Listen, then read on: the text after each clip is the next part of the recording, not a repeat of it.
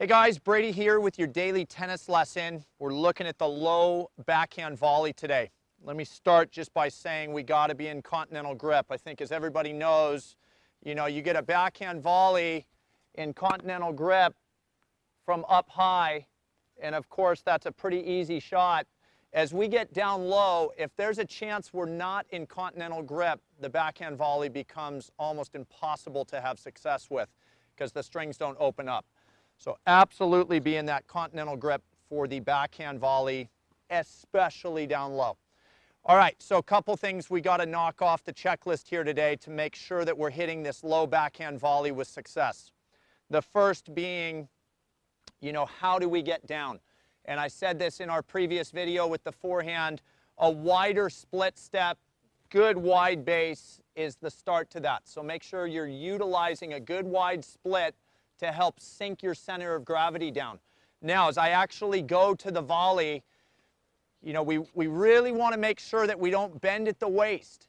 And that is just something that's so common because so many players track the low ball with the racket first. And if it's the racket first, it's usually something where we see the body bend at the waist. And I can't get my face and my eyes down into contact really nice if I bend that way. So I want to see the lunge pose.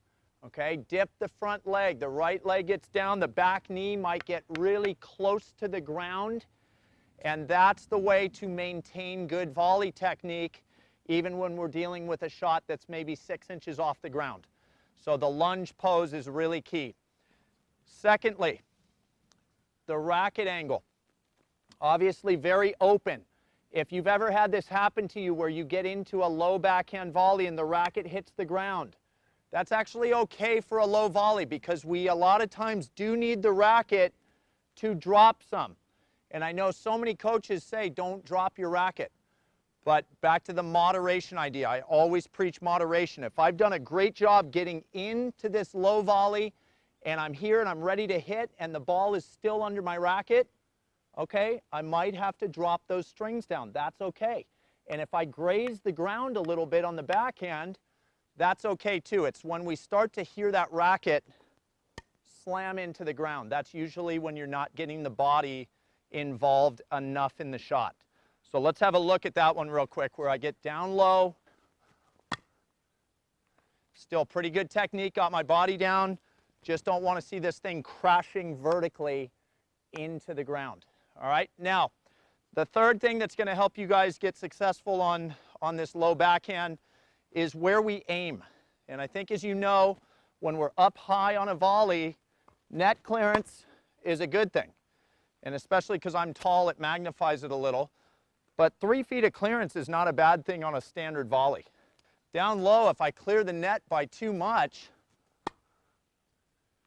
that ball's going to sail long. So I've got to start to mentally picture my low volley skimming the net a little more.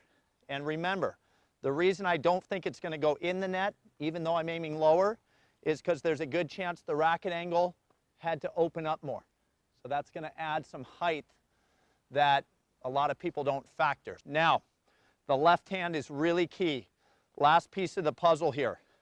Balance-wise, so many players that I see getting down into this volley that might have a two-handed backhand volley or just don't get the idea of extending the arms opposite direction enough, have a lot of trouble with that shot.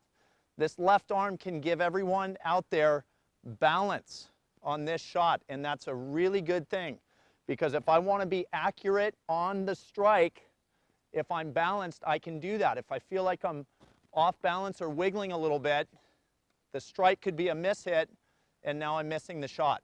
So if you notice this left hand on the low volley, I really try to get it back. Let's see it one more time.